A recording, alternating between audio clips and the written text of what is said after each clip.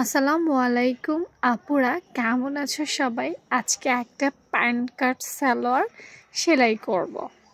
আচ্ছা, আজকের প্যান্ট কাট সালোয়ারের বিশেষত্ব হচ্ছে দুই পাশেই ঘুরিয়ে পরতে পারবে।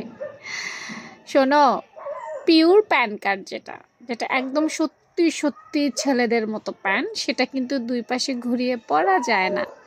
তোমরা দেখবা যে যারা ছেলেরা, এদের সামনে দিয়ে জিপার থাকে, এটা শুধু সামনেই পড়তে হয়, পেছনে ঘোরানো যায় না। তো পিওর প্যান্ট কাটটা ওই রকম, কিন্তু আমরা ভাই মহিলা মানুষ, আমাদের তো জিপারের প্রয়োজন নাই।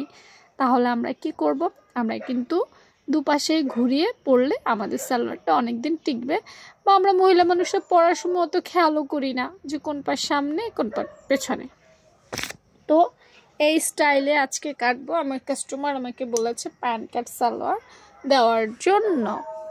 আচ্ছা, উপরে 2 ইঞ্চি আপু রাবার ঘরের জন্য নিয়ে নিলাম, ঠিক আছে। আর লম্বার মাপটা রাবার ঘর পর থেকে নিয়ে আপু দাগ দিয়ে এক্সট্রা কাপড় নিয়ে নিলাম।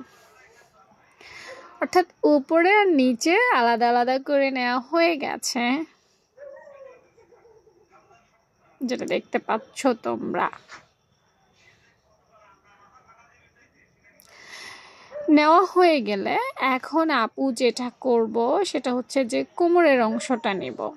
তা আপু এখানে কোমরের 13 ইঞ্চির মতো নিয়েছি, কারণ দুই পাশে আধা আধা সব চলে যাওয়ার পর কিন্তু এখানে 12 টিকবে। তাই হাইটে আপু এখানে 14 ইঞ্চি নেব।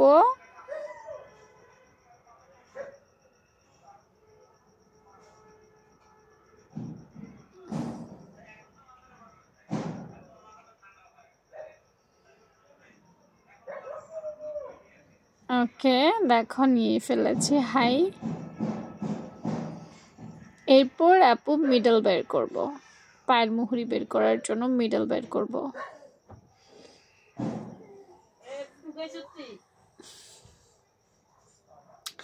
দেখো, এই প্যান্ট কাট সালোয়ারটা কিন্তু একটু ঢিলে ঢালা লুজ হবে, কারণ বাসায় পরবে মহিলা, বাসার মধ্যে পরবে। তো যদি একটু ঢিলে ঢালা না হয়, সে তো এটা পরে আরাম পাবে না।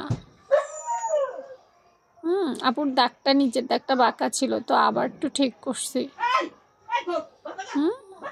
আচ্ছা, ঠিক আছে। এরপর এই পাশে ওই পাশে সমান করে দাগ নিয়ে আমি সেলাইয়ের জন্য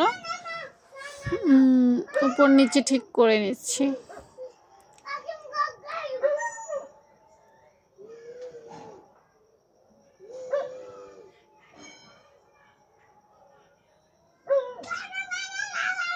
ঠিক আছে, নাও সেলাইয়ের জন্য এই পাশটা থেকে নিয়ে নিচ্ছি।